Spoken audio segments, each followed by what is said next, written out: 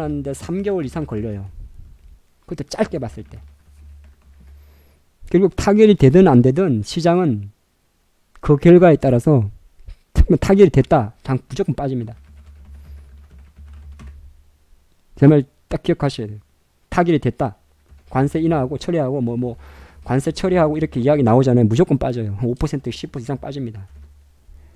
그럼 왜 그러냐면 선반영이라고 그래요. 그래서 가장 이상적인 거는 제가 바라볼 때는 질질 끄는 게 나아요. 오히려. 연말까지는 조금 그렇습니다만. 그러니까 지금 당장 우리가 4월 초순 방송입니다만 여기에 너무 목을 맬 필요 없어요. 그냥 안 되면 안 되는 대로 계속적으로 또 이제 지표는 또 안 좋을 거고. 그러니까 우리 가장 바라는 게 내가 올해 하나 풀베팅 하려고 그러면은 잘 보세요. 제가 장중에 VIP방에 올려드린 제 인정샷이 하나 있습니다. 저는 요새는 상패 계절이 끝났기 때문에 그러니까 계절적으로 잘 봐야 돼요. 4월 달에는 잡주 매매해도 되는 거예요. 그걸 모르시는 분들이 개작살나는 거예요. 2, 3월 달은 잡주 매매 하는 게 아니야. 감사보고서 끝났단 말이에요. 제가 RCK를 갖고 있어요. 근데 저도 더 살 타이밍을 못 잡는 거예요. 주가가 이렇게 가버리면. 어떤 의미 말하는지 아시겠어요? 저희가 VIP방에서 그 매매했던 유비코스 홀딩스는 한 두세 번의 기회가 있었어요.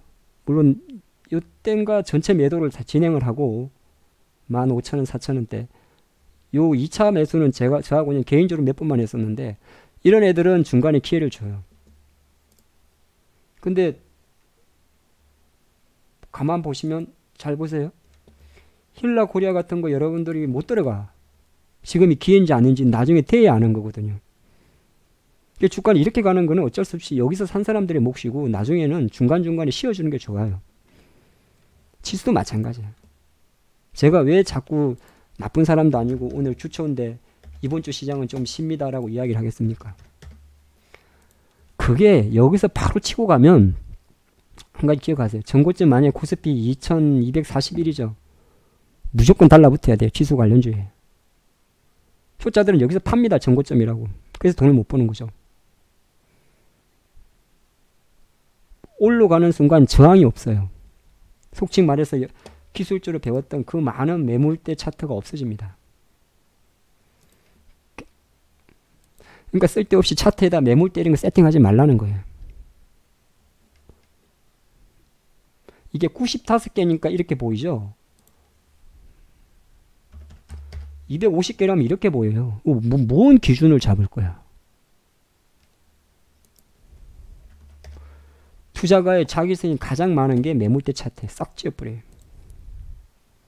제가 항상 보자면 이평선 간단하게 보잖아요. 5일선, 21선, 61선.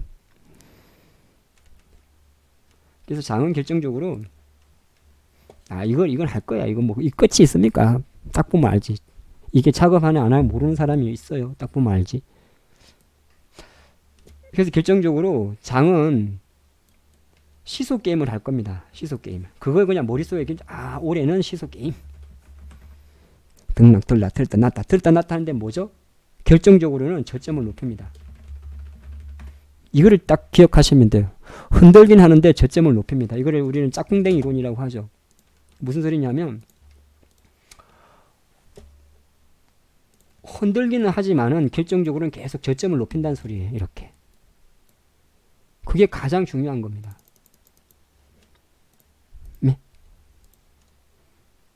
그게 가장 중요한 거죠.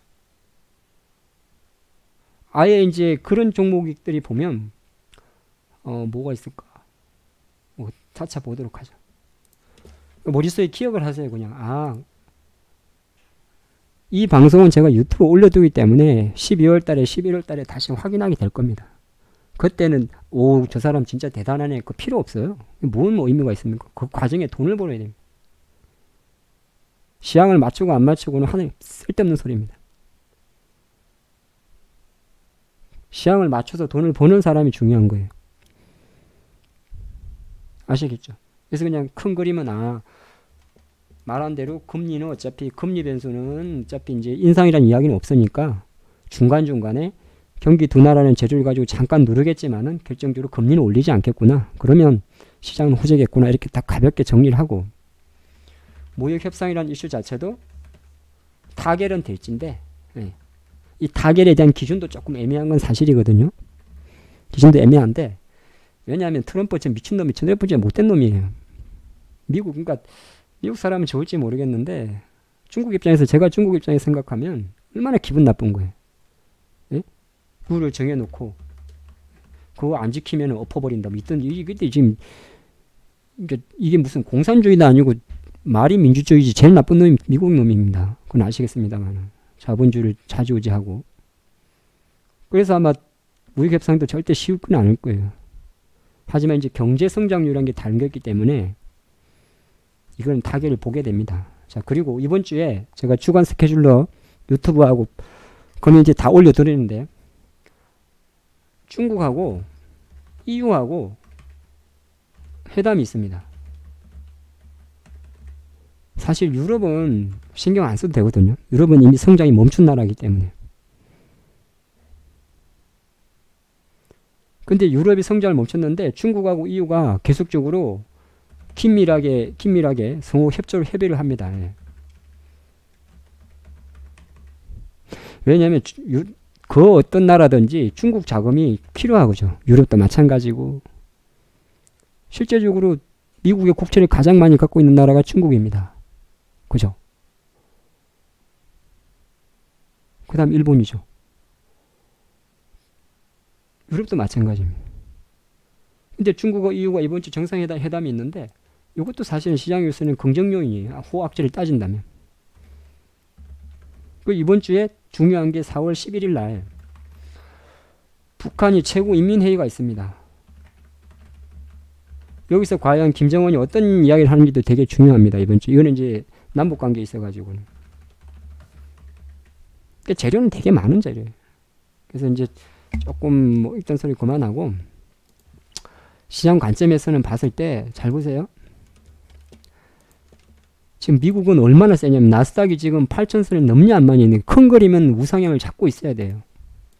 무조건 전고점 넘긴다 보면 됩니다. 나스닥 8,100선. 속도의 시간의 차이일 뿐이. 그러니까 큰 구찌는 고야. 여러분이 보시기에도 이거 나스닥 월봉입니다. 이거 못 넘을 것 같아요. 아직도 주식을 하시면서 이 차트를 보고 못 넘는다 생각하시면 기술적 분석을 다시 배우셔야 됩니다. 100% 넘는 돌파하는 그림입니다. 이 차트는. 그죠? 다우도 지금 월봉 기준상 어디 있습니까? 3중 천정에 있어요. 하나, 둘, 셋. 제가 예전에 말씀드렸습니다. 2중 천정보다 3중 천정이 강해요. 3중보다 4중이 더 강하고. 그래서 실질적으로 이 주시도 이게 4월이냐 5월이냐는 그래서 제가 말씀드려요. 4월이 될 수도 있고 5월이 될 수도 있는데 어쨌든 가는 건 똑같은 거야.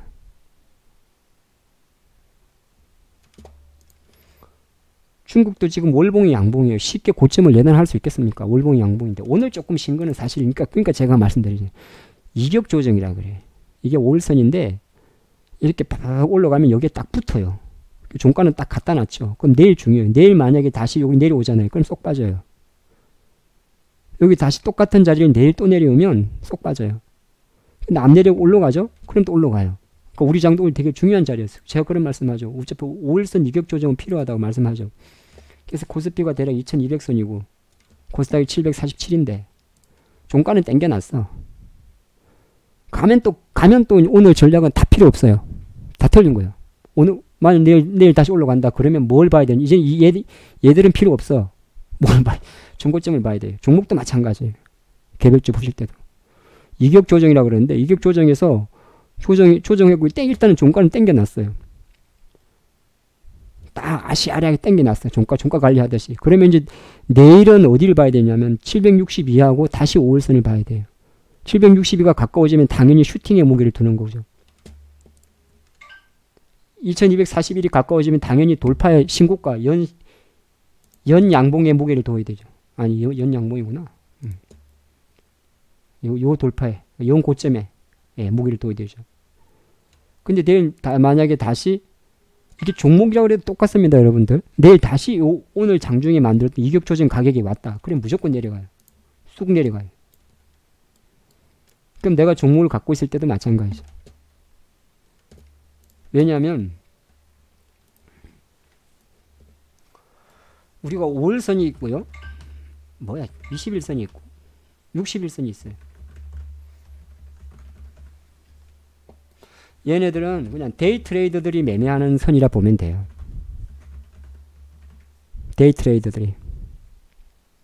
아니면 이제 조금 약간 단기 서잉어들이 하는 매매라 보면 돼요. 그러면 예를 들어서 뭐가 있겠어요? ETF 같은 게 이제 그런 거죠. 지수 ETF. 뭐 코덱스 ETF 이런 것들이 다 그런 거죠. 21선 같은 경우는 약간 그러니까 중기 서잉어라 보면 돼요. 잠깐 용어 정리를 해드리면 보통 1초의 성부사나 또는 5초의 한 1시간 이내에 사고 파는 거를 스캘프라고 해요. 이거 스캘프라고 이야기해요. 스캘프라고 이야기하고 그냥 그날 사서 그날 파는, 그날 사서 그날 파는, 아니면 종가에 사서 종배해서 오전에 파는, 이건 이제 데이 트레이더라고 해요. 데이. 그리고 이제 주봉, 주식을 사가지고 한 5일에서 10일 정도 가져가는 사람들이 있어요. 저도 가끔 하는 진료. 이걸 이제 스윙이라고 그래요. 스윙. 이걸 넘어섰다. 그러면 물린 거야. 물려서 가져가는 거야. 그걸 넘은 사람들. 이걸 넘어갔다. 그러면 뭐 10일 지난데 들고 있는 건 물려서 가져가는 거야. 아니면은 이제 중기 투자하는 거예요. 그래서 그렇기 때문에 5일선은 되게 심리선이라고 해요. 21선 같은 경우는 이제 아까 말한 얘들이 다 물린 애들이기 때문에 좀 변동성이 심해요. 그래서 21선은 매물이 많다 제가 정리했죠. 지지도 약하고. 61선이 이제 중장기 투자가들이에요. 그래서 쉽게 61선 내려와도 주가가 딱 돌린다고 했죠. 가다가 61선 내려오면. 지수는 좀 다른데 뭐 종목 같은 것도 보면 얘는 아직 안 내려왔는데 안 내려왔구나. 그런 거 많이 봐요.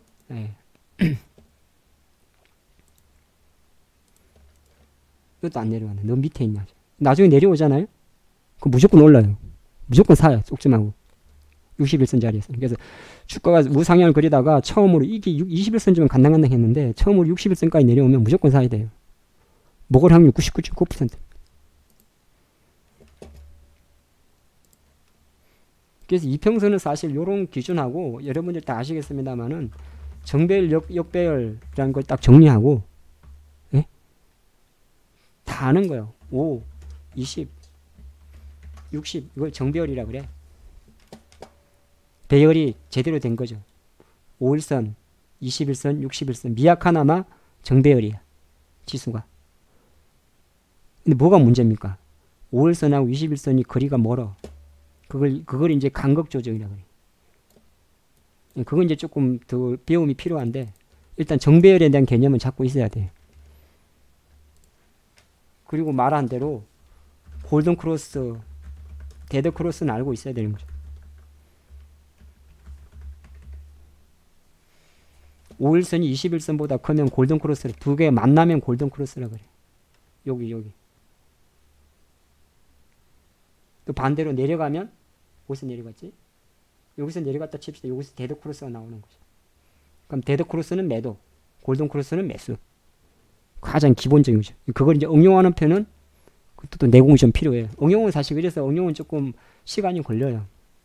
뭘 봐야 되냐면 기울기도 봐야 되고 이격도 봐야 되고 그 다음에 월봉, 주봉 이것도 기울기도 봐야 되고 그래서 그건 이제 조금 시간이 걸려요. 근데 기본기는 이렇다고. 작업은 별거 아니에요. 잘 보세요. 이게 작업이다 아니다는 거는 뭘 보면 안 되냐면 자, 작업이 될 조건은 실제적으로 많습니다. 첫 번째가 과거에 작업을 한 이력이 있는가 먼저 확인합니다.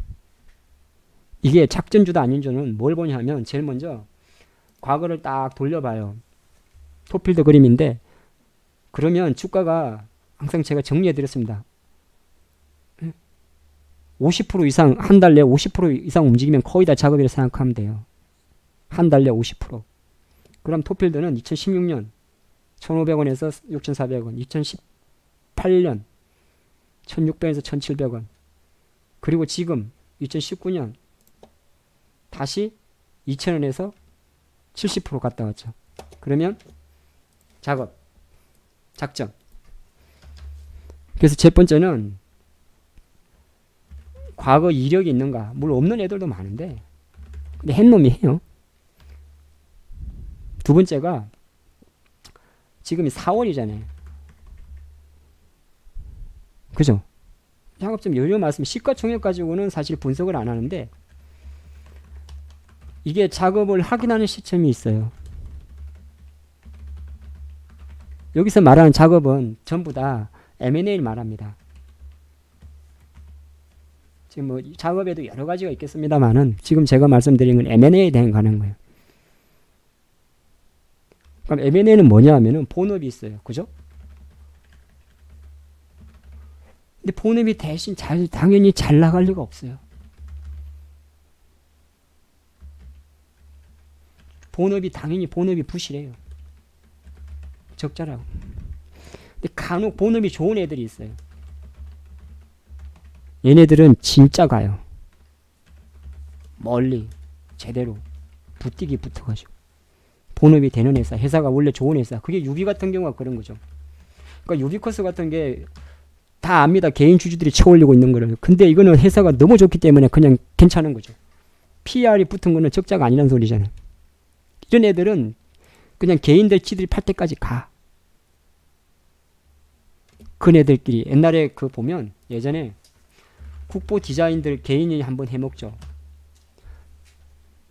요 2010 제 기억으로 언젠가 요때 한번 해먹었어요. 14년 17년도에 이 10,000원짜리 따볼 다 개인들이 올린 거예요. 물량 없으니까. 포어가 플러스로 잡혀있는 거는 다 흑자예요. 적자가 아니에요. 근데 이거는 약간 보면 그 동호회라 그래가지고 1년에 한두 종목 미는 애들이 있어요. 걔들이 쳐올리는 거기 때문에 여러분들이 잘 못 잡아요. 차트는 이때는 차트 분석이 안 돼요. 예, 그거는 다음에 시간 내서 하고 지금 말하는 거는 토필드 같은 회사예요. 본업이 적자. 그 다음에 재료를 붙이죠. 거의 다 웬만하면 제일 재료 붙이기 쉬운 재료가 바이오예요. 근데 확인한 시점이 뭐냐면 이때는 약간 변동성이 생겨요. 작업을 이게 작업이 했냐 안 했냐는 이미 주가는 아마 고점을 찍고 내려올 거예요. 내가 이게 작업을 했네 안 했네 지금 다시 시작했네 안 했네를 여러분들이 확인했을 때는 이미 고점을 찍었어요. 뭐가 나오냐면 공시가 나와요. 바로 BW 발행, CB 발행 공시가 나와요. 선한사채나 신주인수권부 사채를 발행을 하게 됩니다. 근데 여기서도 한 가지만 원론적으로 기억을 해두세요. 같은 CB가 있고요. 컨버터블 본드라 그래가지고 전환사채가 있습니다. 전환사채가 있고 BW가 있어요. 본더블 워런티라고 해서 신주인수권부 사채가 있어요. 아직도 잘 모르시는 분들이 있는데 요거는 부채가 자본으로 바뀌어요. 바뀝니다. 사채인데 부채가 전환을 해서 부채 계정이 자본으로 바뀝니다. 신주인수권부라는 거는 신주인수권부는 워런티예요. 워런터. 하나의 쿠폰이 있어요. 요것도 똑같긴 하구나. 갑자기 지금 제가 방송하는 중에 헷갈리는데 또 부채인데 갑자기 지금 제가 멘붕이 왔는데 멘붕까지는 아니야. 갑자기 헷갈리는데 두가 확실하게 다른 게 있어요. 근데 그건 제가 또 생각나가지고 다시 하죠. 두 개 중에서 누가 세냐 하면 이게 100% 세요. 그래서 이게 바이오 붙여가지고 뭘 하든 간에 딱 나오면 전환사채 공시가 나와야 됩니다. 요거 하나 기억하시고 두 번째가 그러니까 이게 근데 거기서 끝나고 왔는 그 다음부터 봐야 되거든. 왜? 한 번 찍으면 무지하게 찍어요. 왜? 채권자 돌려막기 합니다. 그래서 그 바이오 회사들 붙인 거 보면 또 찍고 또 찍고 또 찍어요.